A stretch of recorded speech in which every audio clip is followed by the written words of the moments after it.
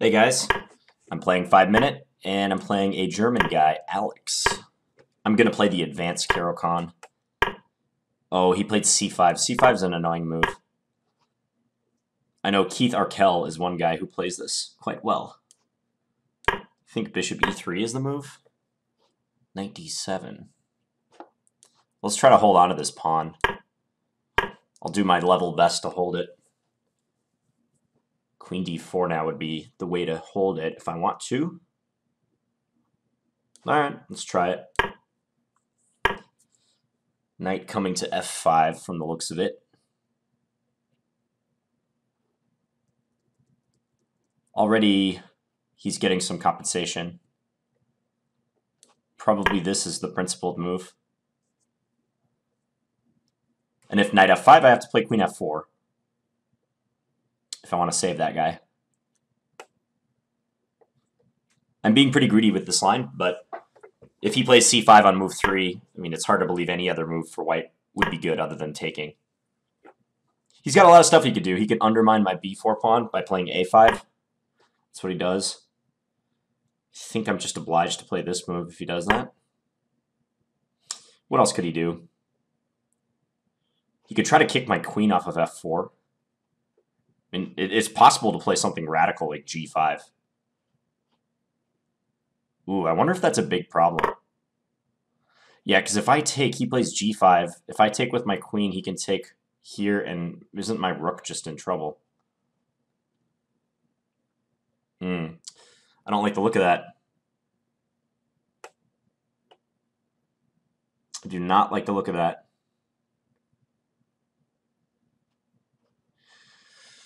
Oh, that's bad. Okay, I'm going to take with my queen. I'm not happy about that, but I just noticed the problem with this diagonal.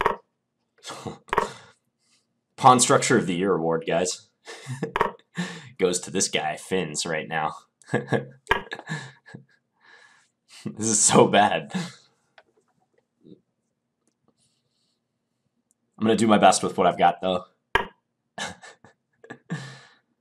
Oh my gosh, this is awful pawn structure. A4. A4 he takes on E3.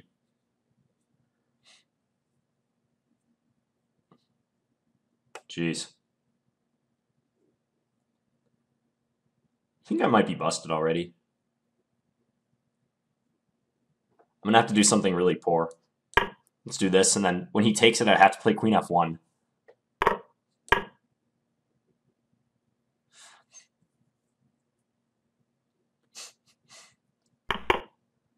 Let's develop.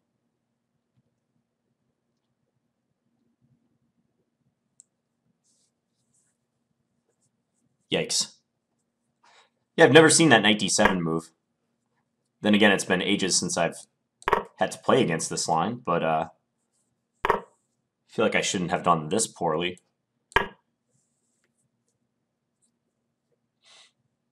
We'll see what happens.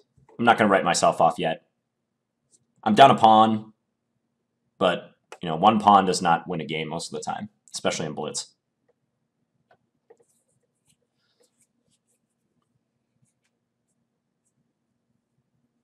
He should probably just retreat his bishop.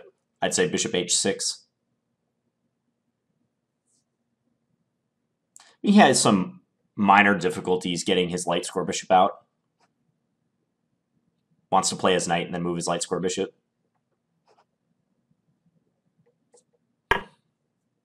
Queen c5, why would you do that?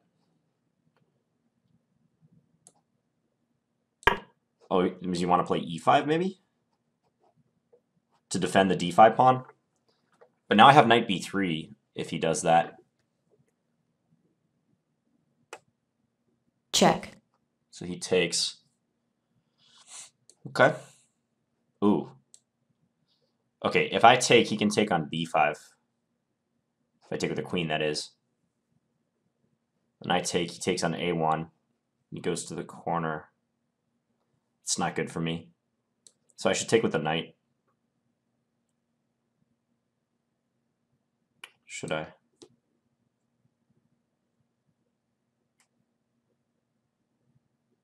Even knight takes is not so great. I'm going to take with the king. By process of elimination. King must be the right one. Trade queens with me, please. I wouldn't mind a queen trade. I'm down a pawn, but my king is in the middle. I can turn it from a constant weakness to a strength if he trades queens. Okay, so he only wants to trade if it's on his terms. You have a right to do that.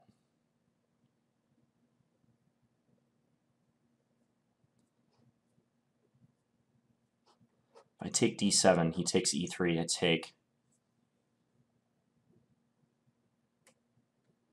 It's no good.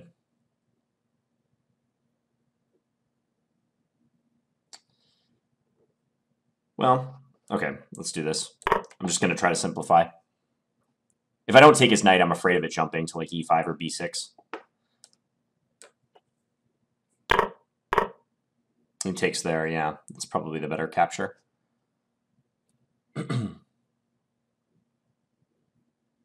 No, I want to save my bishop.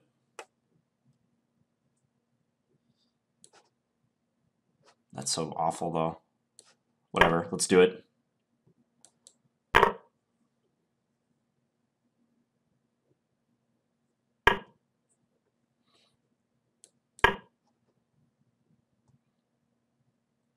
You can go f2 now. Or that. Let's get counterplay. I gotta activate my rooks. It's my only chance. Maybe this move.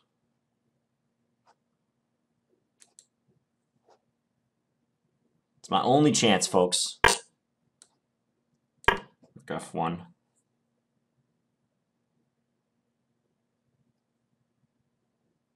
Rook f3 check's probably a good move.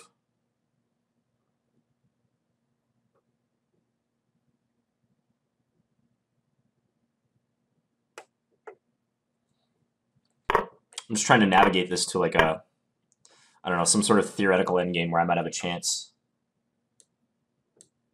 Okay, let's just take that. Or trade.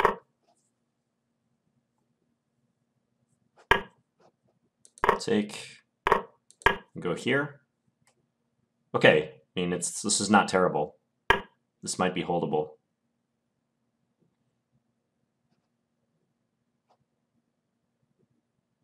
Let's push the h-pawn.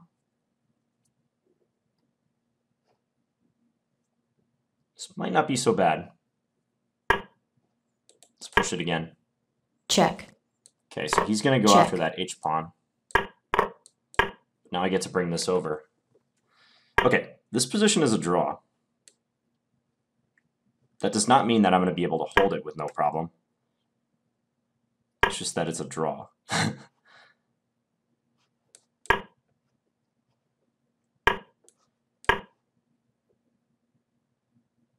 Possibly I'm even messing it up.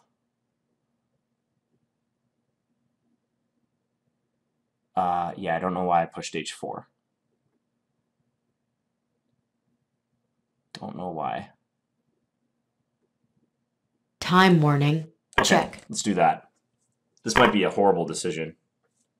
Oh, yeah, he can push h4. Stupid. Stupid of me. h4, king g4, h3, take. And he would be winning. Check. However, now it's like a opposition thing. I think I'm still losing, if I'm not mistaken.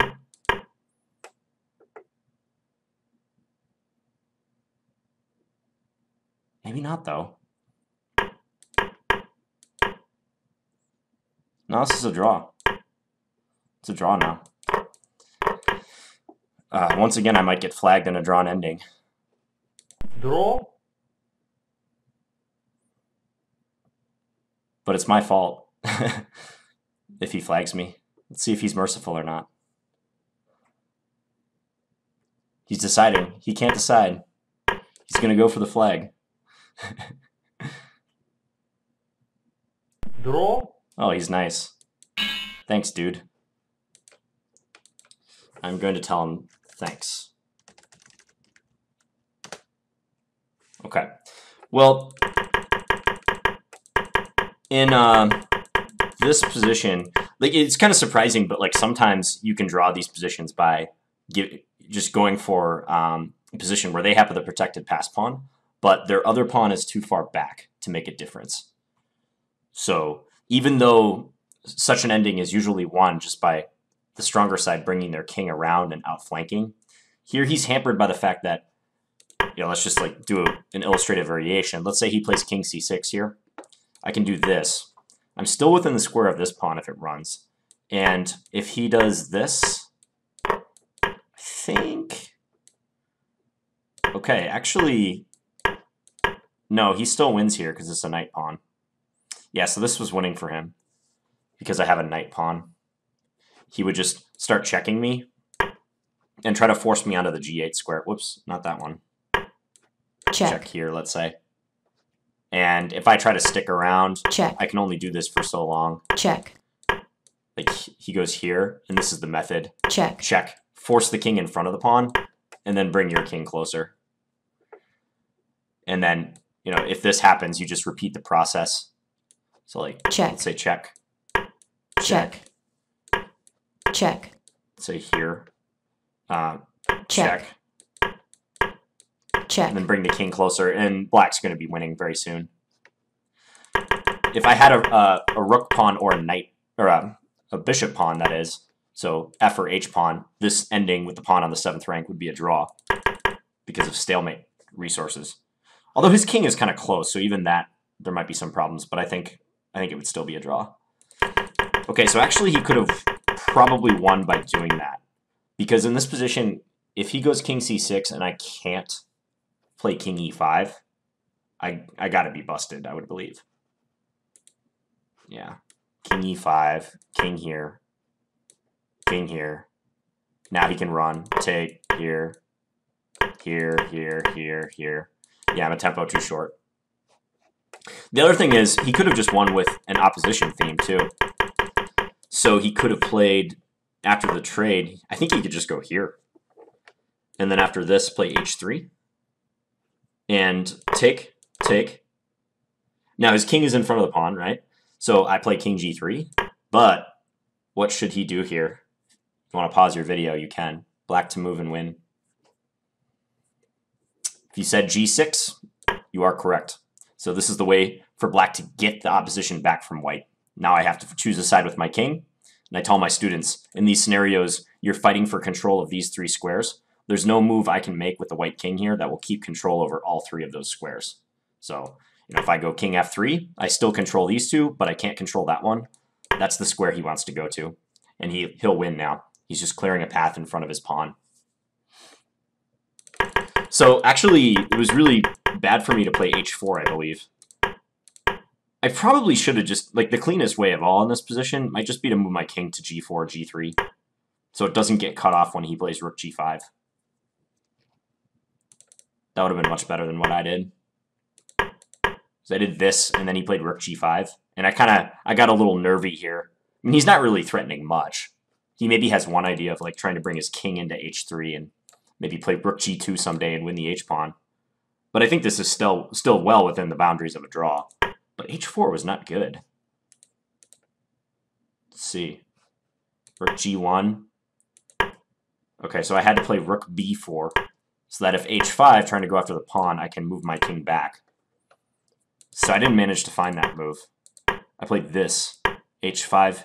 Yeah, now I should be losing. Engine says h4. Yeah, made in 30. 29. Let's just verify that other line. Check. Oh. Oh, I'm still drawing this. Oh, I went backwards, king f4. That's still a draw? Really? Wait, what am I missing? King c6. King e4. Aha. That is clever. Okay, yeah, because king e5, the direct king e5 is losing. Engine agrees. King c5. Whoops. King c5. But king e4. So this will allow me to maintain the opposition. I'm going to turn off the engine, but that's a really good finding. I didn't even stop to think that that might be a possibility for me. Because after this, if he tries to begin outflanking me with the eventual goal of working his king around and getting that pawn, I can go here. And white seems to hold the draw because there's no way for black to get around the white king. And there's ideas involving corresponding squares. So let's say he goes here. I don't think I should follow him any further. Well, actually, I could because I'm still within the square of the pawn. So maybe I could do that. Let's say he goes here.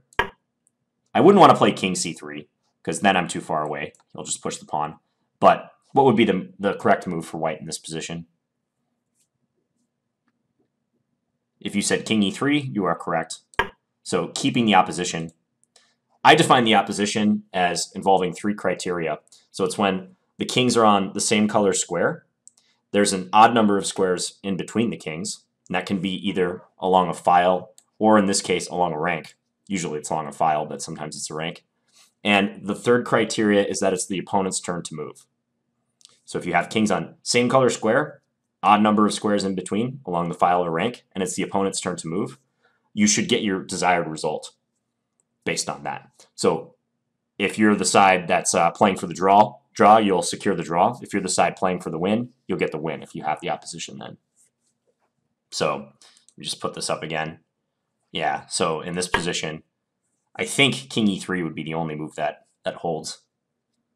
No other move works. Yeah, this is just allowing h4. King d3 is bad because he can go here. Now he's going to be able to get around my king. I got to choose a side. Remember the fighting for the 3 squares thing? I have to choose one way to go, and he's going to go the opposite way. So if I go here, he's going here. And he'll eventually work his way over. Or I'll have to make a break for this pawn, and we saw what happened there. It doesn't matter that the king is farther away than it was before, because even if this happens again, let's say king d3, he'll still win when I have my g-pawn on g7 by using that same technique of checking me and forcing my king in front of the pawn. Okay, this is why it's good to double check with the engine, because I was about ready to wrap this video up, but then I thought, you know, let's just check to make sure I'm getting this correctly. But yeah, king e4, that would be a nice saving move. And he can't win. He just can't do it. I mean, that would be a hard move to find in time pressure, but this might be a useful method to know OTB. No, there's just nothing to do. If king here, I can go here. I mean, if you're black, you could try various ways to trick white. Like, let's say king a5. White's going to have to play king e5. Corresponding squares. White maintains the opposition. You know, maybe you do something really tricky like king a6. Right? Because if white follows you, hey, they're outside the square of the pawn again. They're going to win. But if white goes king e4, keeping a file of distance in between, or sorry, a rank of distance in between the kings, that works because if the king advances up the board to a5 or b5, white has a corresponding square on d5 and e5. And if king here, king d4. Again, corresponding squares. Okay. So I think that's about enough about this endgame. But yeah, simple-ish endgame that was losing for me in multiple ways, but luckily I ended up drawing and turned out to be instructive too. So I hope you guys picked up a thing or two about the opposition. Again, easy definition of the opposition. It's when the kings are on the same color square. There's an odd number of squares in between the kings along the file or rank, and it's the opponent's turn to move. That's very important. It's the opponent's turn to move. Okay, if you have any questions about that concept or this game, please leave me any feedback in the comments. Hope you guys enjoyed this one. See you guys later.